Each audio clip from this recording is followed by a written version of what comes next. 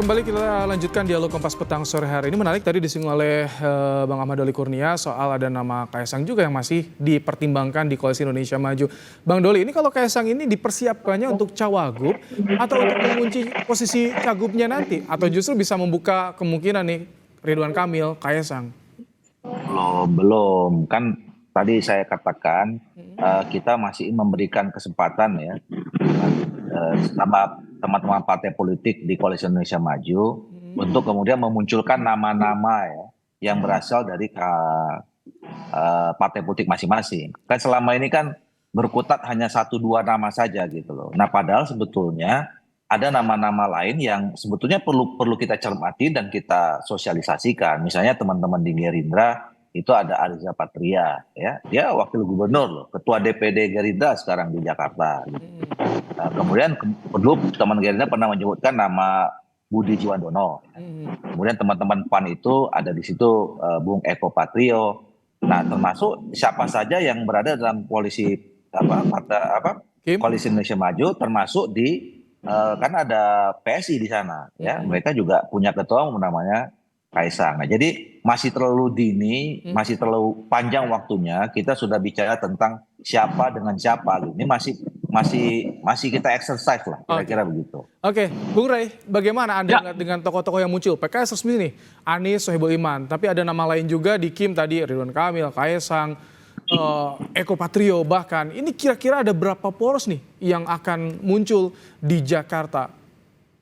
Kalau Kaesang masuk di Jakarta, kayaknya cuma ada 2 poros, yaitu poros pendukung dinasti politik dan poros anti dinasti politik, kira-kira gitu. Pendukung dinasti politik ini ya tentu berkaitan dengan Pak Jokowi. Dalam bahasa yang lain, poros Pak Jokowi dan poros anti Jokowi gitu.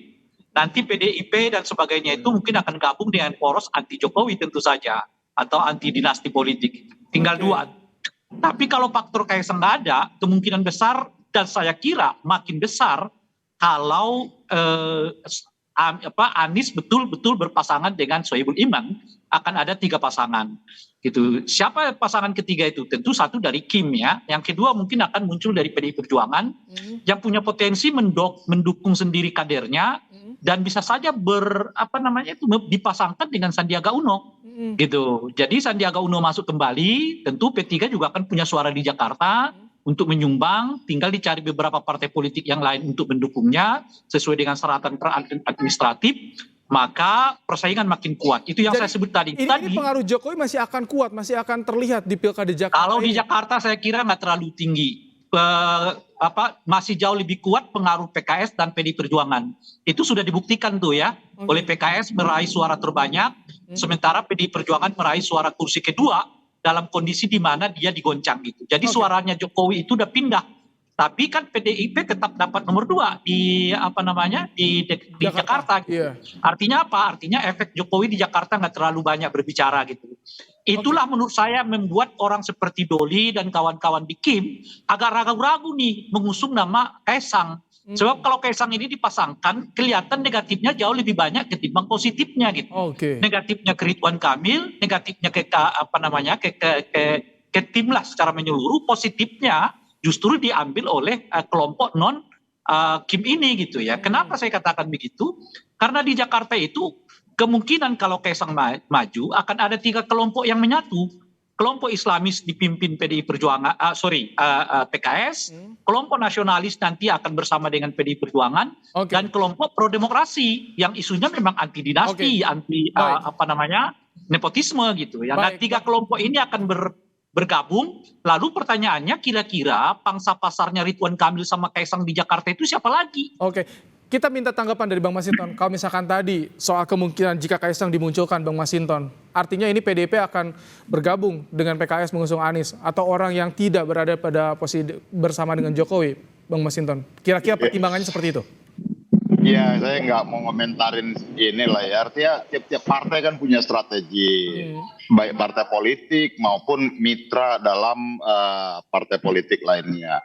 Nah, tentu kami PDI Perjuangan ya kami menyadari betul bahwa syarat untuk mengusung itu ya harus memenuhi syarat 20% perolehan kursi di Jakarta. Artinya PDI Perjuangan baru meraih 15 kursi tinggal mencari 7 kursi, maka apapun yang kita bicarakan tentu lagi-lagi adalah bagaimana membangun kerjasama dan mengajak partai politik lainnya untuk bekerja sama agar kita bisa sama-sama dapat mengusung calon gubernur dan calon wakil gubernur secara bersama-sama. Oke.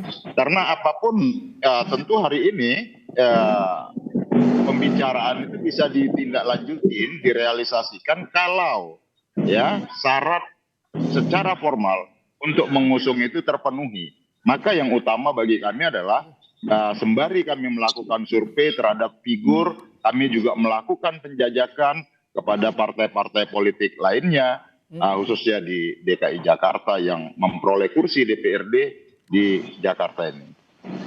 Oke, baik Bang Doli. Kalau dari Golkar sendiri hitung-hitungannya untuk Jakarta ini bagaimana? Sekarang komunikasi yang paling intens dengan mana sih? Dengan partai mana, Bang Doli? Ya, saya kira hitung-hitungannya sama dengan partai politik yang lain ya. Untuk menghadapi kontestasi apapun ya, pasti semua partai politik atau peserta kontestasi itu ingin menang.